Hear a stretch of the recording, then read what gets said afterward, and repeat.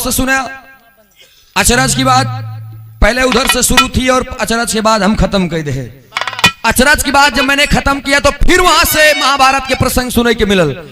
Just सटा के महाभारत के प्रसंग फिर हमारे तरफ से आवा। बात पर बात न कही जाए तो बात रोती है, और दिन में किचकाज हो जाए तो रात रोती है। आवा सखी दा मास्टर साहब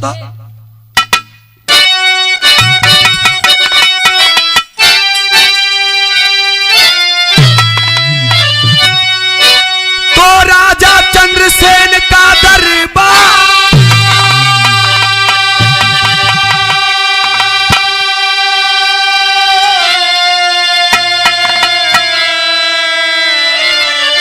भ्रमण जंगल का करते या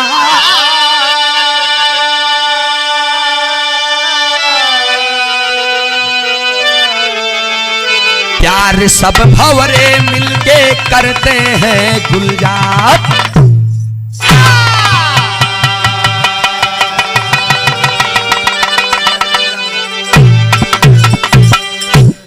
एक लाइन गजल के टुकड़ा बादोस कैसे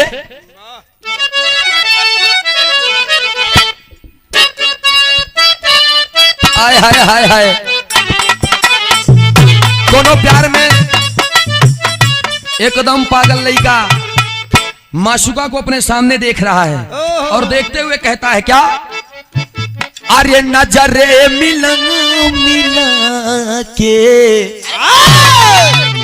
अरे नजरे मिला मिला के मुस्कुराइए नायाब।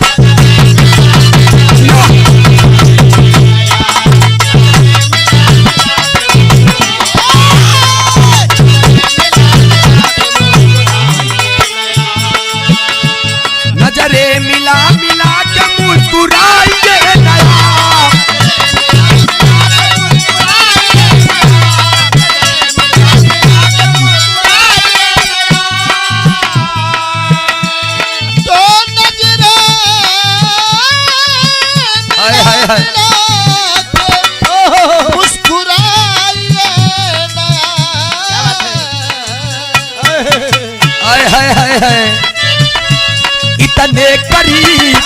इतने करीब आके दूर जाइए नायाब। दूर जाइए नायाब।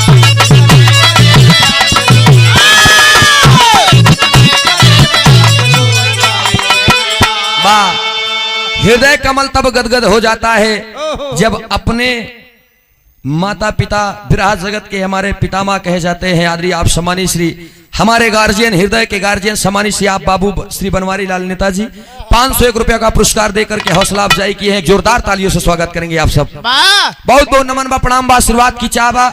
यहाँ से लेकर इलाहाबाद की सरजमी तक बड़ा प्यार मिलता है, बहुत सम्मान मिलता है। और आज बनारस की सरजमी पर सबसे लास्ट में सूरज यादव की एंट्री हुई है तो ये आपके बदौलत और आपके चरण कमल की धूल है। बहुत बहुत नमन बा, प्रणाम बा, आशीर्वाद की चाह बा। बस ऐसे प्यार दुलार बरसत रहे। नजरे मिला मिला के मुस्कुराइए ना आप, और इतने करीब आके दूर जाइए ना आप। बात कहाँ के बाद गौर करेंगे आप सब। कहानियां हम द्वापर से छोड़ के त्रेता से उठा हुआ थी। त्रेता में महाराज राजा चंद्रसेन का दरबार था। अच्छा, ये बात कैसे शुरू भाई? भीष्म पितामह बहन कहानी आप सब सुन भाई बहन।